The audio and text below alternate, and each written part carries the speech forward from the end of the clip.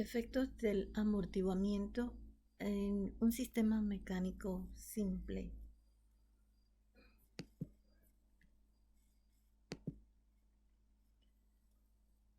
Como observando la gráfica podemos sacar información importante acerca de los elementos que componen el sistema mecánico y las condiciones bajo las cuales inició el sistema un movimiento. En esta, por ejemplo, podemos indicar que en el tiempo cero la masa está 2 unidades bajo la posición de equilibrio.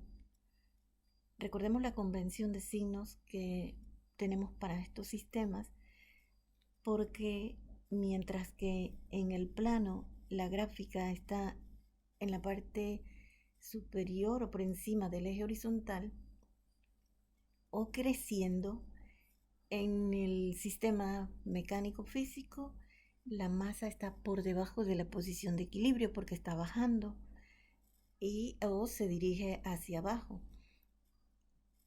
De manera que en cierta forma están encontrados. Mientras que acá, repito, está en la parte positiva sobre el eje horizontal, la masa se encuentra físicamente por debajo de la posición de equilibrio. Si además pasamos por ese punto una recta tangente, vamos a encontrar que la pendiente de esa tangente es positiva. Y pendiente de la tangente no es más que la derivada de la curva de posición.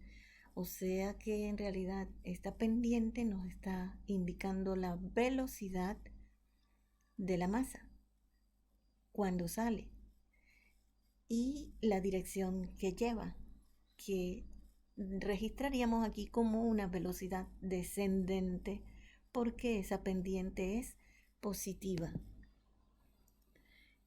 De igual manera podemos ver que la respuesta normal o natural del sistema es de carácter ondulatorio,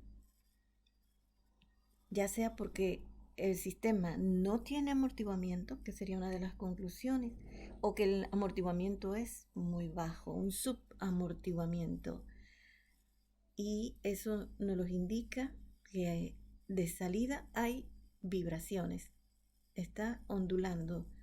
Sin embargo, vemos también que la frecuencia del efecto, que hay un efecto externo cuya frecuencia está muy próxima de la frecuencia de ondulación natural del sistema y por eso produce amplitudes cada vez más grandes de la vibración y puede llegar a lo que se conoce como el fenómeno de resonancia.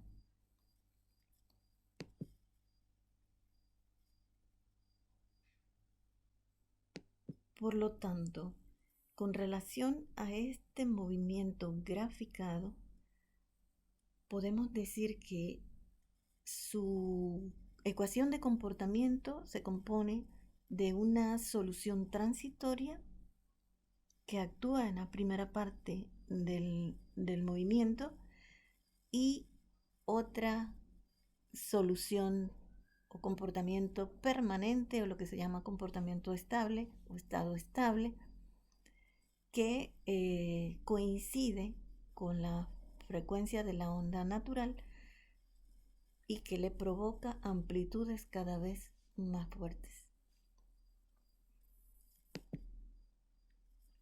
Esta es otra gráfica de otro movimiento de un sistema distinto. Veamos qué podemos obtener de esta gráfica. Nos vamos al inicio del movimiento, es decir, en el tiempo cero. También podemos aquí indicar que la masa está una unidad por debajo de la posición de equilibrio.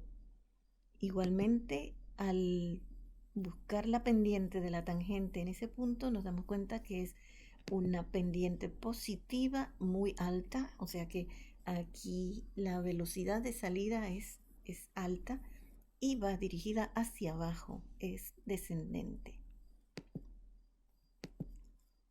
La respuesta natural del sistema también vemos que es ondulatoria, sin embargo, se ve que está amortiguada y que desaparece con el tiempo, rápidamente desaparece, o sea que también es transitoria y se ve que entonces el comportamiento estable va a permanecer dominado por el efecto externo, que es también de carácter ondulatorio.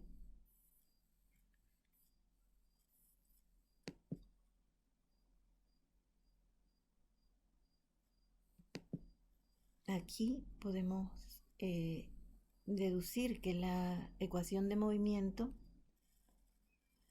obedece a esta parte inicial transitoria que está desapareciendo por efectos del amortiguamiento, aquí lo vemos, y queda entonces el sistema comportándose según la, el efecto externo que se aplica sobre ese sistema. Se ve que desaparece la, la solución transitoria, desaparece y las vibraciones se mantienen gobernadas por esta otra parte de la solución.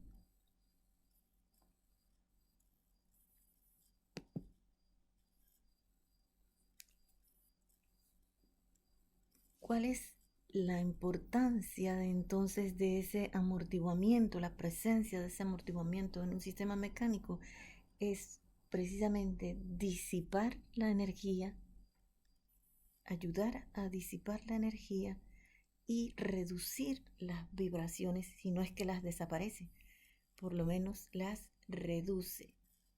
Eso lo va a hacer guiado en función de una trayectoria exponencial decreciente que marca esos donde ocurren esos extremos de las vibraciones,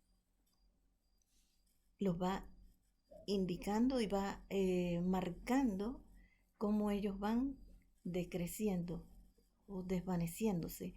Esa es una función de carácter exponencial decreciente y que se conoce como envolvente. De esa envolvente pueden obtenerse datos también muy importantes. Recordemos que el modelo que representa al movimiento vibratorio es la ecuación diferencial de segundo orden compuesta por estos elementos. Allí, al dividir toda la ecuación diferencial entre la masa para dejar convertido en uno el coeficiente de esta derivada de segundo orden, el coeficiente de amortiguación queda dividido entre la masa y el de restitución del resorte también queda dividido entre la masa.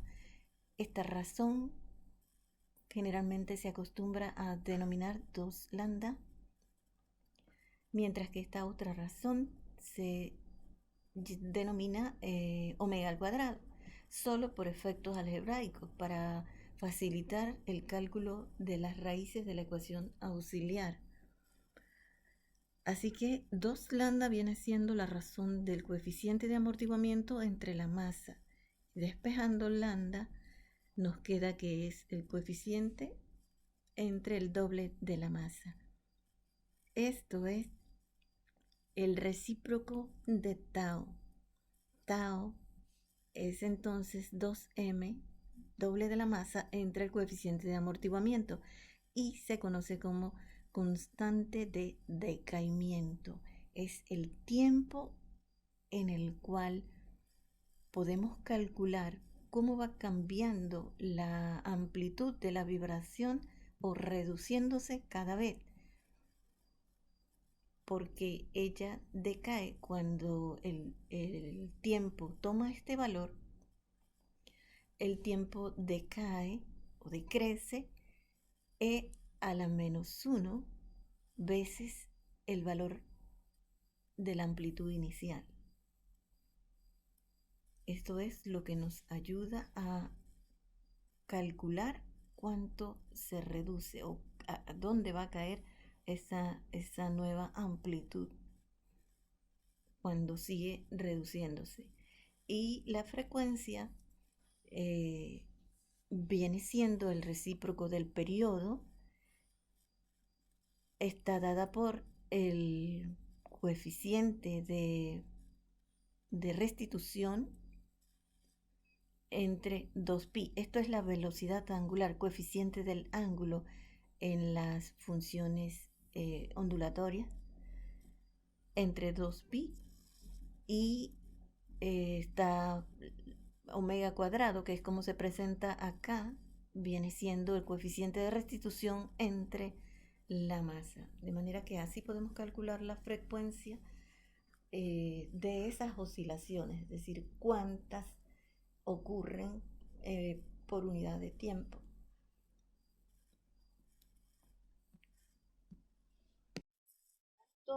Estamos ante el amortiguamiento crítico.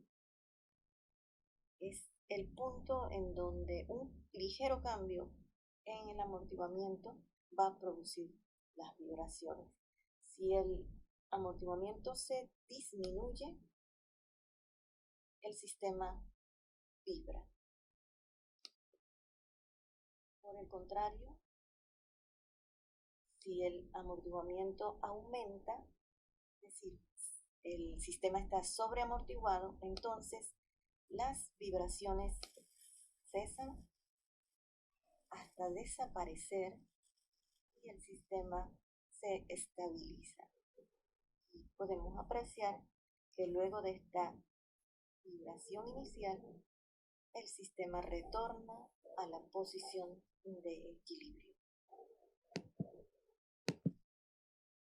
Entonces podemos observar que dependiendo de la forma de la gráfica,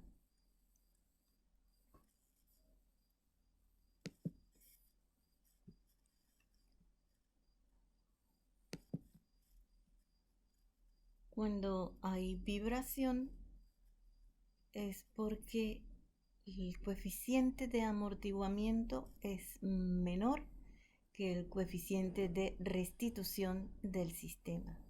Se producen las vibraciones. En el amortiguamiento crítico podemos observar que a lo sumo hay un nuevo pase por la posición de equilibrio y se retorna a esa posición de equilibrio. El ligero cambio que pueda ocurrir en el amortiguamiento puede producir las vibraciones. Allí el coeficiente de amortiguamiento es igual que el coeficiente de restitución en el resorte. Y para el amortiguamiento sobreamortiguado, para el sistema sobreamortiguado, entonces el coeficiente de amortiguamiento es mayor que el coeficiente de restitución del resorte. Básicamente no hay vibración, no hay vibración. Eso es lo que podemos apreciar al observar estas gráficas.